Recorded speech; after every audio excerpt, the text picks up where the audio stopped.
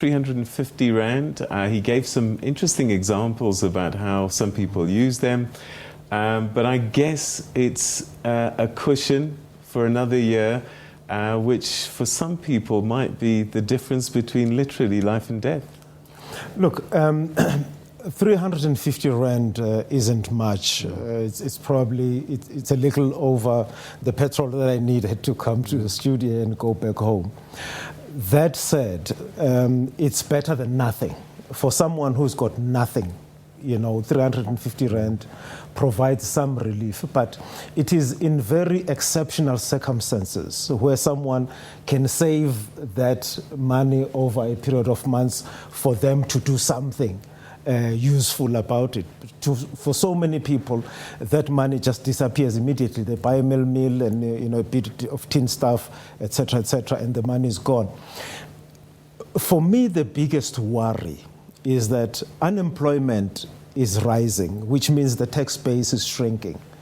We keep borrowing and we have to service the loans that we are making.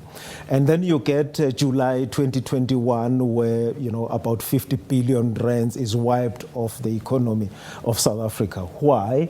And the blame is put squarely in the hands, on the feet of the executive, which President Cyril Ramaphosa leads, that the Security Council did not meet because he didn't call it as the chair of it.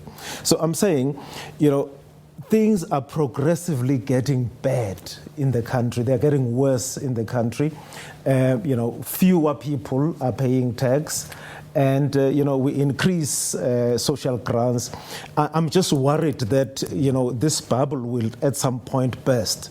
And I don't know if, we are, ready to deal with that. I think, the counter-balancing point to that is that there is action that is being taken, or at least there are promises that are made to make sure that, you grow the economy, that you cut the red tape, that people who want to business are allowed to do business. But I can't fault government for, extending that, those social grants up to March next year. I think there are so many people, millions of people in the country who desperately need that legal assistance.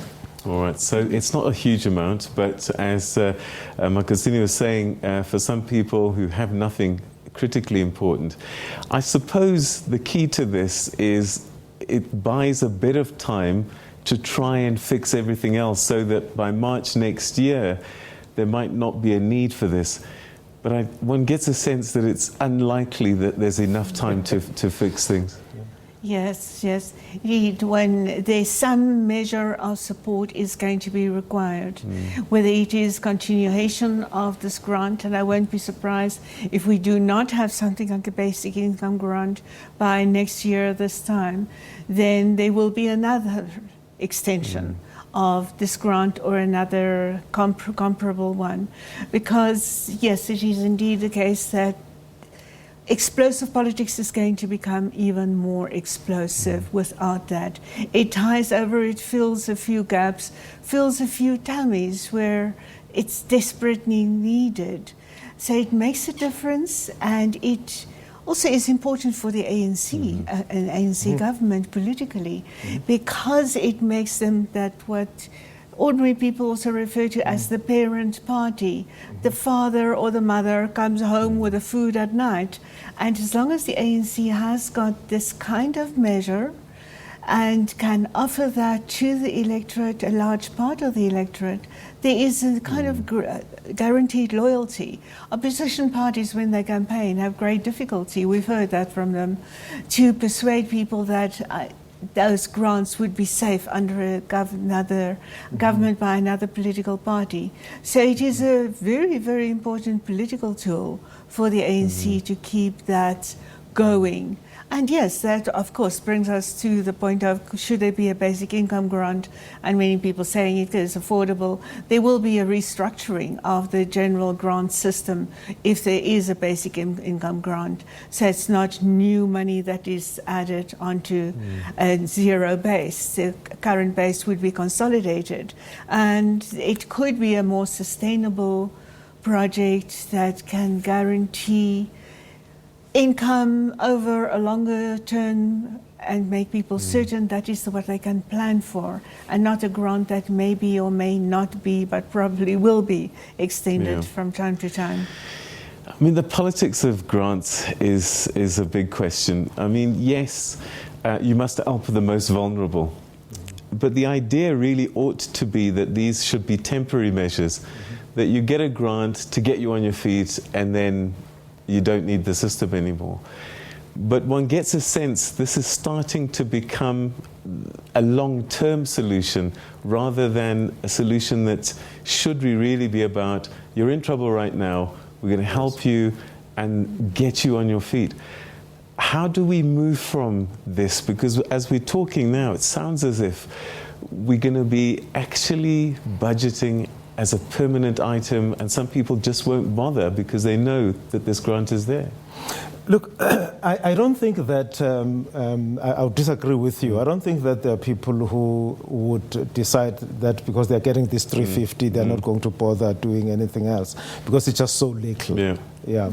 I'm not saying that there isn't frivolous spending of the 350. There are people who buy alcohol with it and other things with it. But I think for many people, it's really something that comes when there is nothing and it helps them. But again, I suspect, and Susan is quite right, that it's a very useful tool, political tool, for the ANC, even for the president himself. I mean, it's not inconceivable that, if other people were going to go to the conference in December and attack him, put labels to him of being anti-poor and all that, it wouldn't stick if he has taken a decision like this.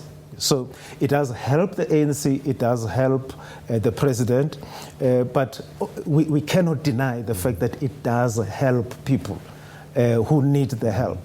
But the worry is, for how long do we carry this thing? And what interventions do we make to lift people out of the poverty, the grinding poverty that they find themselves in?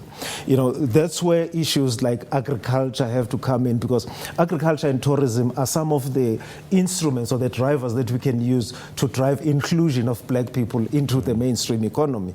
And I was disappointed that he didn't expand on those things that I really wanted him to expand, that talk to including poor people, black people, into the mainstream economy.